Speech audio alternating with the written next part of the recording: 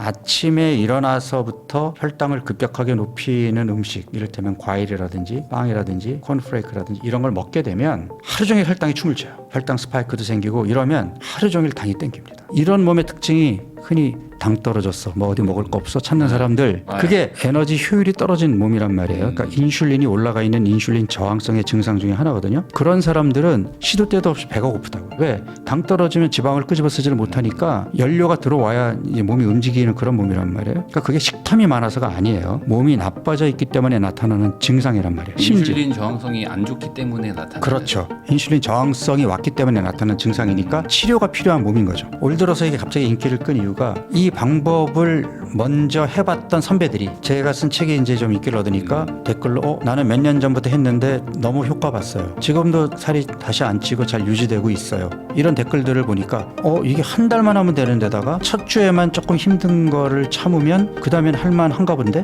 이제 이런 인식들이 있으니까 꼭 나도 해봐 하는 사람들이 많아졌고, 해보니까 좋은데, 이런 것들이 입소문을 타면서 지금 이제 유행이 된 거거든요.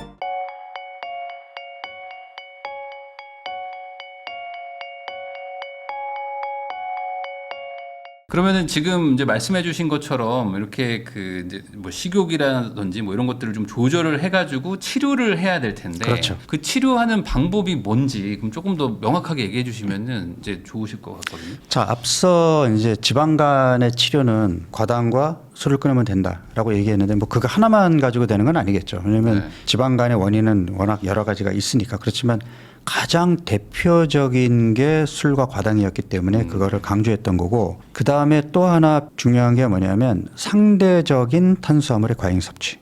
내가 상대적이라고 이제 말을 붙인 거는 뭐냐면, 탄수화물은 급성 에너지원이에요. 그러니까 들어오는 대로 바로바로 써야 되는 에너지원인데, 과거 우리 조상들은 농사지었고 먼 길 걸어 다녔으니까 밥심으로 살아야 됐다고. 그러니까 뭐 다른 종류의 영양소들을 충분히 얻을 기회가 없으니까 탄수화물이라는 영양소를 좀 많이 챙겨 먹어서 밥 속에 있는 단백질도 활용해야 되고, 탄수화물이라는 급성 영양소를 에너지원으로 써야 농사도 짓고 먼 길 걸어 다니고 했단 말이에요. 근데 지금 우리 현대인들이 과거 옛날 우리 어르신들에 비해서 얼마나 움직이죠? 거의 안 움직인다고. 거의 안 움직인다고 봐야죠. 네네네. 육체 노동도 없고. 그런데 습관처럼 하루 세 끼를 밥이나 면이나 빵이나 탄수화물을 먹고 있고, 후식으로 과일 먹고, 중간중간 과자 재고 먹고 빵 먹고, 그러면 급성 에너지원이라는 탄수화물은 그날 바로바로 써야 돼요. 근데 이게 쌓이잖아요. 근데 우리 몸에 탄수화물을 저장할 수 있는 창고는 딱 정해져 있어요. 이제 간하고 근육인데, 간은 이 뇌가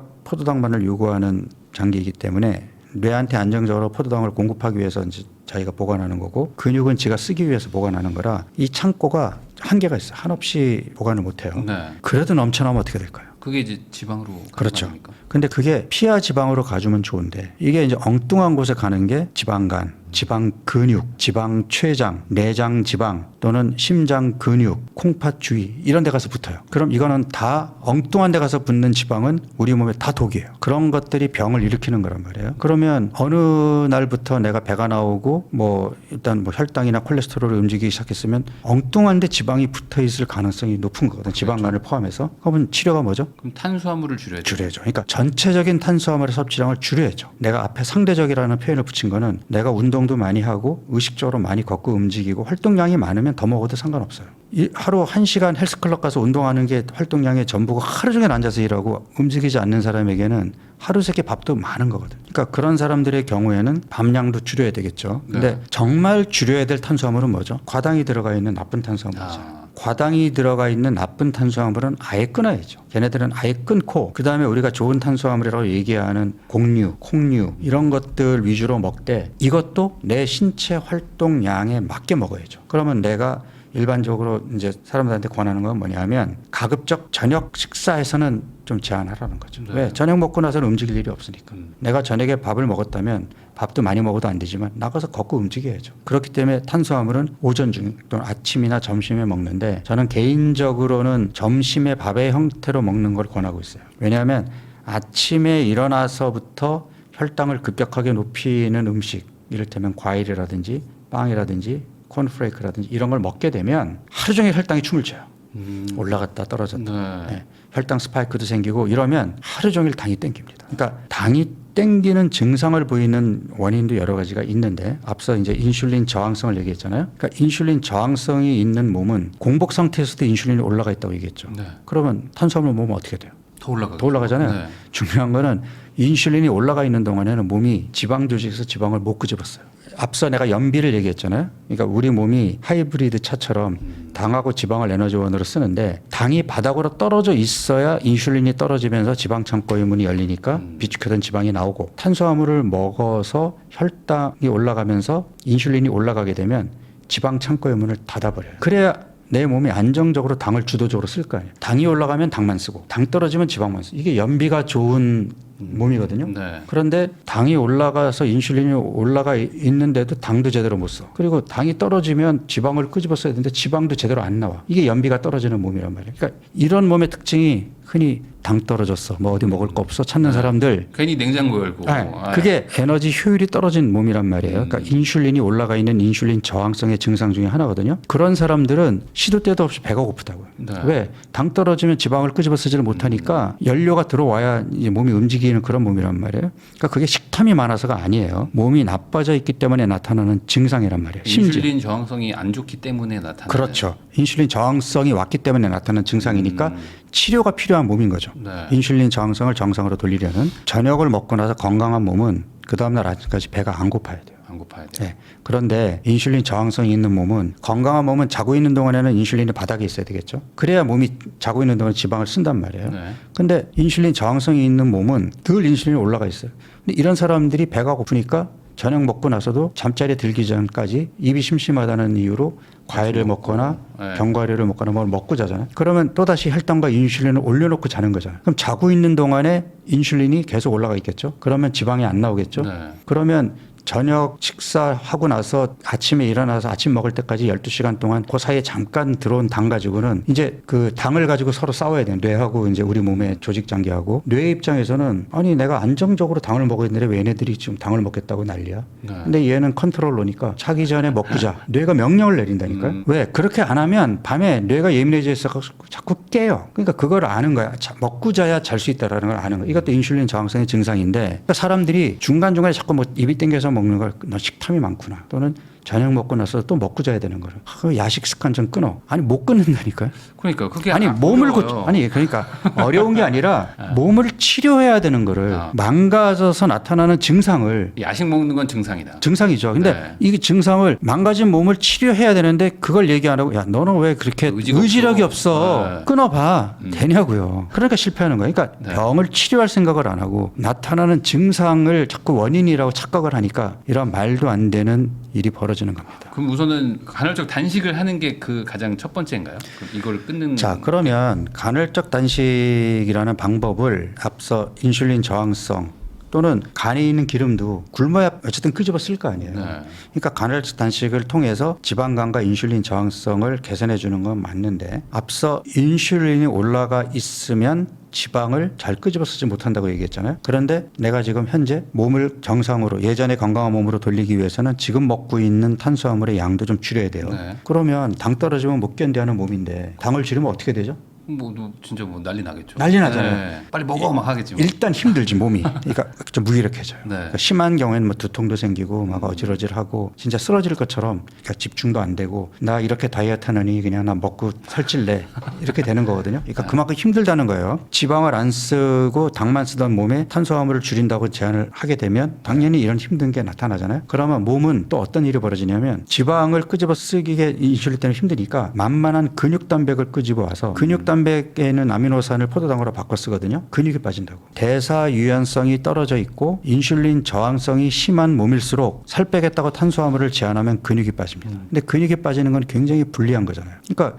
근육이 안 빠지려면 어떻게 해야 되죠? 운동도 해야 되지만 단백질을 잘 챙겨 먹어야 되잖아요. 내가 지방간 인슐린 저항성이 있는 몸에서 이걸 정상적인 간, 정상 인슐린 작동 을 만들기 위한 과정에서 의도적으로 탄수화물을 줄여야 되는데 네. 그러면 근육이 빠지니 그럼 단백질은 평소보다 더 먹자. 더 먹어야 된다. 이게 이제 박용호의 처방이거든요. 근데 이 단백질이라는 영양소가 쉽게 이제 소화 흡수가 되는 영양소가 아닌데다가 결국 내 몸이 어쨌든 단백질이 충분하게 들어오지 않으면 어쨌든 근육을 자꾸 끄집어 쓸 수밖에 쓰니까. 없으니까 깨어있는 시간에 일정 시간 간격으로 단백질을 적정량을 공급해 주자. 이게 이제 내가 주장하는 다이어트에서 전략인 거예요.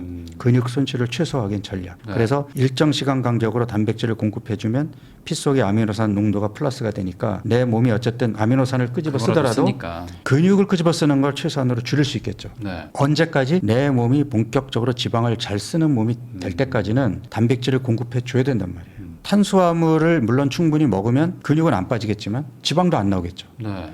지방이 나오게 하려면 탄수화물을 제한해야 되는데 그럼 근육이 빠진단 말이에요. 네. 그러니까 이게 참 어려운 방정식인데 개개인에 따라서 몸 상태도 다를 테니까 어떤 사람들은 탄수화물을 제한했을 때 그 금단 증상이 엄청 심하게 나타나는 사람도 있을 거고 또 제한했을 때 어떤 사람들은 또 몸이 많이 망가져 있지 않으면 금방 또 지방을 쓰는 몸이 되지만 그렇지 않은 몸은 또 그 기간이 좀 길어져서 막 두통이나 심하면 막 짜증나고 우울해지고 괜히 옆에 사람한테 신경질 맞아요. 내고 그 다이어트하는 사람들 그런 증상 가진 사람 많이 그게 몸이 힘드니까 그런 거거든요. 네. 근데 그 힘든 과정을 거치지 않으면 안 바뀌는데 치료가 안 되니까. 치료가 안 되니까. 그럼 치료하는 기간 과정 동안에는 우선은 이제 간헐적 단식을 기본으로 하되 중간중간에 단백질을 약간 간식처럼 먹어줘야 되는 개념으로 가야 되는 건가요? 그러니까 간헐적 단식도 기본적으로 필요하지만 네. 그러면 마냥 굶기만 한다고 내 몸이 좋아지겠냐는 거죠. 그러니까 내 몸을 회복시키기 위해서는 건강에 도움이 되는 음식들을 잘 챙겨 먹어야 되잖아요. 네. 그래서 간헐적 단식의 핵심은 단식에 있는 게 아니라 먹어야 될 때 잘 먹어야 잘 돼요. 먹어야 된다. 그러면 내가 지금 예를 들면 24시간 단식을 내가 이제 주장했단 말이에요. 네. 그러니까 평소에 나는 14시간 공복을 주장하거든요. 전날 6시에 식사를 끝냈으면 다음날 8시에 먹어라. 14시간 공복은 평상시에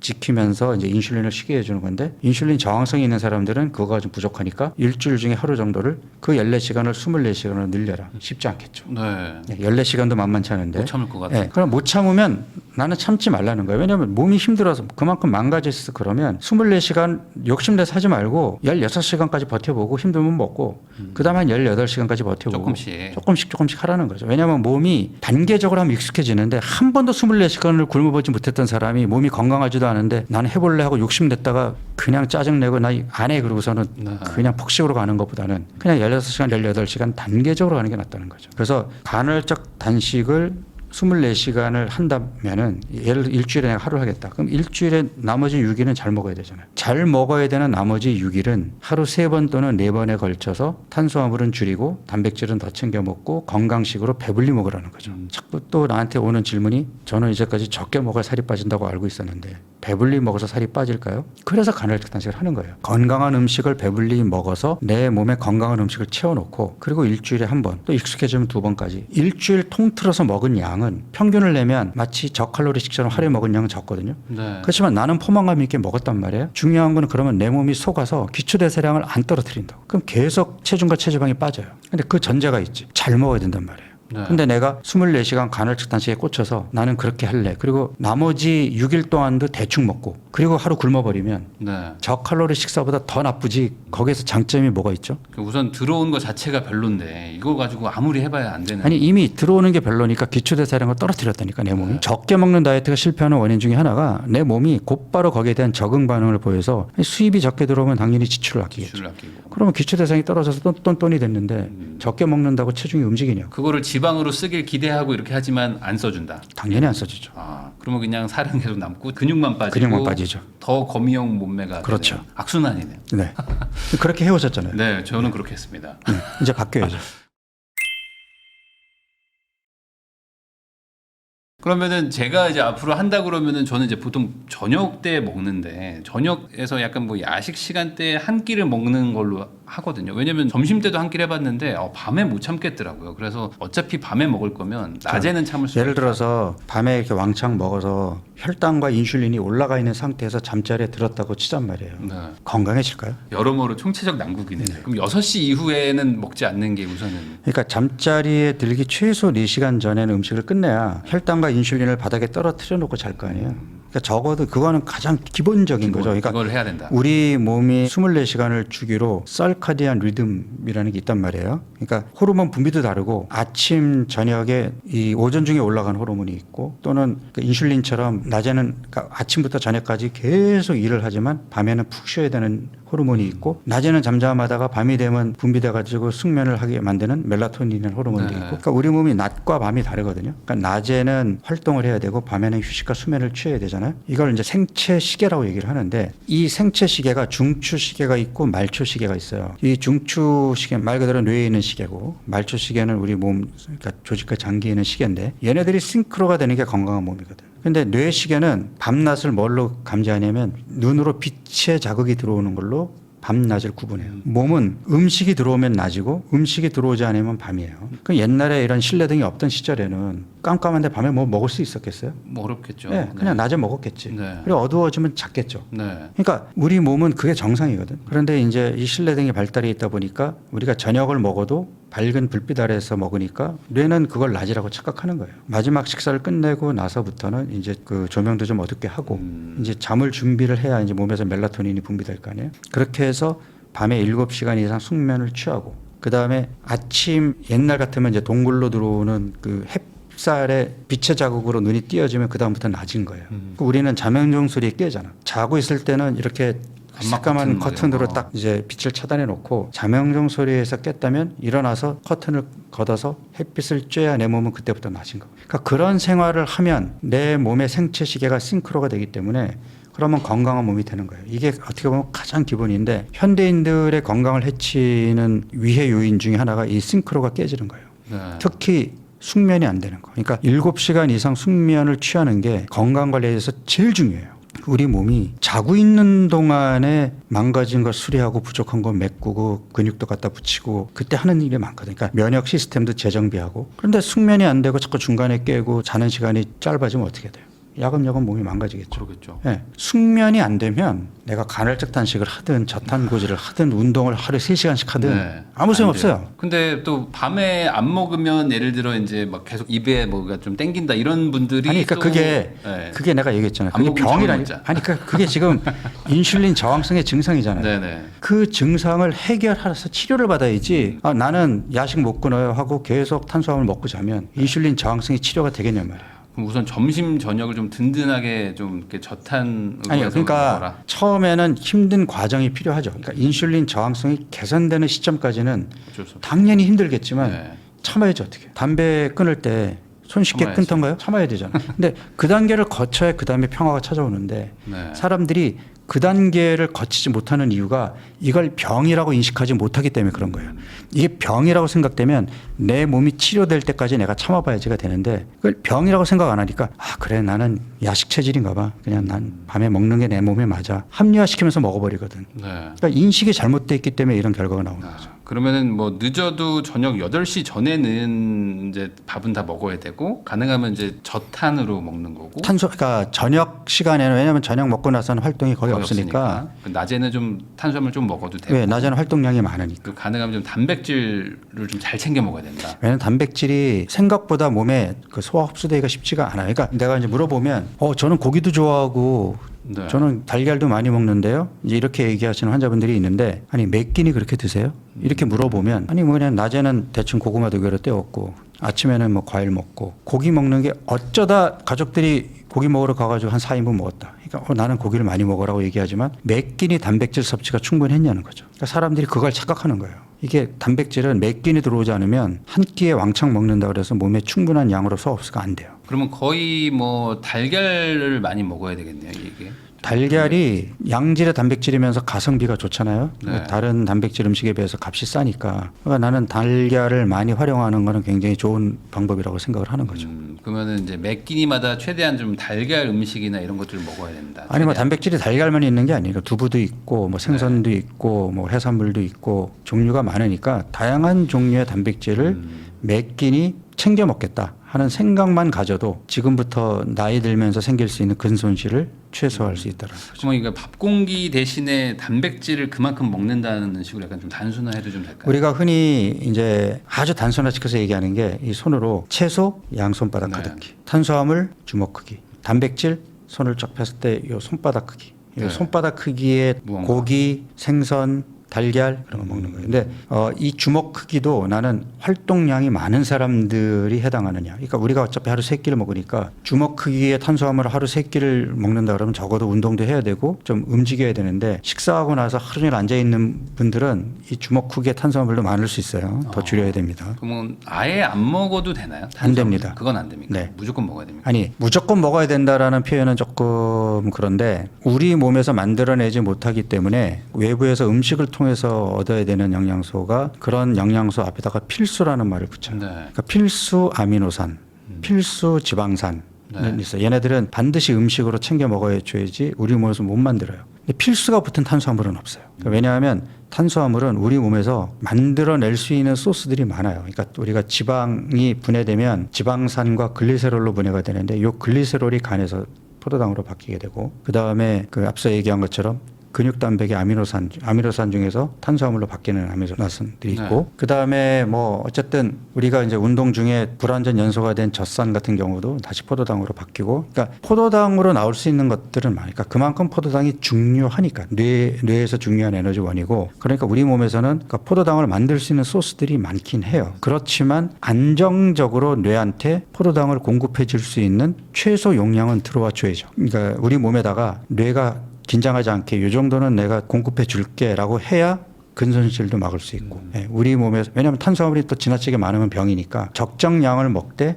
최소한 이상은 먹어야 되는 거죠. 그러니까 활동량이 좀 적다면 요거보다는 좀 더 적게. 사실 이게 정답은 없어요. 앞서 얘기한 것처럼 사람들 몸이 다 네네. 제각각이기 때문에 그래서 뭐 이를테면 애킨스 다이어트에서 초반에 철저하게 탄수화물을 제한할 때는 뭐 20g 미만으로 제한하기도 하고 보통 50g 미만으로 제한하면 그걸 저탄이라고 얘기하는데 지금 우리나라 사람들이 먹는 탄수화물 양이 과거에는 한 300g 먹었다면 지금은 한 200g 조금 안 되게 좀 먹고 있고 근데 이제 어쨌든 건강을 생각할 때 그래도 한 80에서 100g 이상은 먹어야 되지 않느냐 최소한 반 공기 정도 되는 거죠. 그게 우리가 이제 밥 한 공기를 먹을 때 대략 한 탄수화물로 70g 정도 들어오니까 하루 3끼를 한 공기씩 먹으면 그게 210g이에요. 그럼 많이 먹는구나. 많이 먹는 거죠. 그러니까 현대인들은 밥을 반 공기 이상 먹으면 안 돼요. 아니면 그냥 한 끼에 한 공기 딱 먹고 말든지. 저는 그것도 나쁘지 않은 방법이라고 생각을 하는 게 점심 때 아예 한 공기를 좀 제대로 먹고 아침하고 저녁에는 어쨌든 다른 종류의 탄수화물도 들어오니까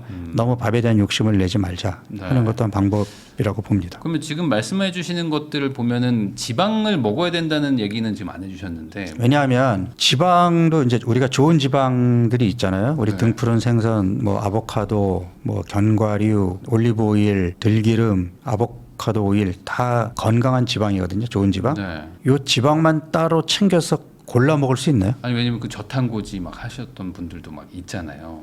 그래가지고 이제 그거 하시다가 이제 뭐 방탄커피 뭐 이런 거 하시는 분들도 있는데 이게 좀 쉽진 않죠, 사실. 아니 그러니까 어쨌든 우리가 탄수화물을 먹어도 탄수화물 음식에 지방이 있고 단백질을 먹어도 단백질 음식에 지방이 있단 말이에요. 그러니까 양질의 탄수화물, 좋은 단백질을 챙겨 먹는다 그러면 조리 과정에서 뭐 좋은 지방을 쓰면 되니까 지방은 알아서 오는 거지. 그러니까 방탄커피 같은 경우는 극단적인 지방 음식인데 그걸 한 끼 식사로 먹는 게 효율적일까요? 앞서 내가 강조했던 게 뭐냐면 내 몸에 필요한 영양소들을 부족하지 않게 배불리 충분히 먹는 게 건강 식단이라고 얘기했단 말이에요. 최근에 뭐 그 땅콩 버터 막 일부러 퍼드시는 분들도 있던데 네. 물론 땅콩 버터도 건강에 도움이 되는 영양소들이 풍부하긴 해요. 그렇지만 그렇게 지방이 엄청나게 많은 음식 또는 식품을 한 끼로 먹는 게 과연 내 몸에 필요한 영양소들을 골고루 충분히 얻겠다라는 측면에서 볼 때 효율적이고 현명한 방법이냐는 거죠. 그러면은 결론적으로는 약간 말씀하신 것처럼 이제 좀 식사 시간 좀 조절하고 저녁에 좀 안 먹고 그냥 중간 중간에 이제 꼭 먹을 때는 탄수화물 한번 뭐 한 끼 제대로 먹든지 약간은 먹고 근데 단백질 위주로 좀 먹으면서 이 고통스러운 시간을 좀 보내야 된다. 그렇죠. 그 시간이 지나면 그 다음에 몸이 편해지거든요. 그러니까 내가 이제 4주 다이어트 프로그램이 요즘 인기잖아요. 옛날에는 사람들이 이제 이 프로그램에 대한 이해를 잘 못하니까 내가 첫 주에 이제 탄수화물을 의도적으로 많이 못 먹게 하니까 얼마나 힘들겠어. 내가 왜 이런 다이어트를 해야 되지? 차라리 싹산다 맞고 그냥 편하게 살 빼는 게 낫지? 이런 생각을 하면서 내가 제시하는 다이어트를 조금 하다가 힘들다고 포기하시는 분들이 많았는데 올 들어서 이게 갑자기 인기를 끈 이유가 이 방법을 먼저 해봤던 선배들이 제가 쓴 책에 이제 좀 인기를 얻으니까 댓글로 나는 몇 년 전부터 했는데 너무 효과 봤어요. 지금도 살이 다시 안 찌고 잘 유지되고 있어요. 이런 댓글들을 보니까 이게 한 달만 하면 되는 데다가 첫 주에만 조금 힘든 거를 참으면 그다음엔 할만한가 본데 이제 이런 인식들이 있으니까 나도 해봐 하는 사람들이 많아졌고 해보니까 좋은데 이런 것들이 입소문을 타면서 지금 이제 유행이 된 거거든요. 네. 그래서 처음에 약간의 힘든 과정을 겪어야 되는데 이게 이제 앞서 얘기한 치료의 개념을 사람들이 이해를 못하고 내가 몸이 무너졌기 때문에 나타나는 증상이고 현상인데 이거를 병이라고 생각하면 내가 참고 치료가 될 때까지 참아보는데 병이라는 생각을 안 하니까 내가 왜 힘든 걸 해야 돼? 이렇게 되는 거예요. 그러니까 내가 힘들 때마다 야식이 땡기고 달달한 게 땡길 때마다 내가 지금 인슐린 저항성 지방간이 있는 몸이구나. 인슐린 저항성 지방간에서 벗어나서 정상의 몸이 되면 밤늦게 배도 안 고플 거고 잠도 잘 잘 거고 낮 시간 동안에 단계 땡기지도 않을 텐데 그런 몸을 만들 때까지는 조금 내가 참는 한 달이면 되는데 한 달 못 참을까? 이제 이러면서 하면 그러면 이제 성공할 수 있는 거고 그게 안 되면 이제 실패하는 거죠. 그래서 저도 이제 원장님하고 이제 인터뷰를 하려고 이제 마음 먹은 때부터 사실 만나 뵙고 이제 얘기 들으면 그걸로 가지고 한번 해봐야겠다는 생각은 하고 있었거든요. 다만 이제 시청하시는 분들은 뭐 이제 사주 다이어트 뭔지 모를 수도 있으니까 이거 뭐 어떤 식으로 돌아가는 건가요? 한 달이면 해볼만 하다는 생각하실 것 같은데. 한 달이면 해볼 만하죠. 네. 그러니까 한 달이면 뭐 얼마나 효과가 있는지도 좀 궁금하고 뭐 어떻게 해야 되는지도 좀 궁금하거든요. 네. 다음 시간에 이어가도록 하겠습니다.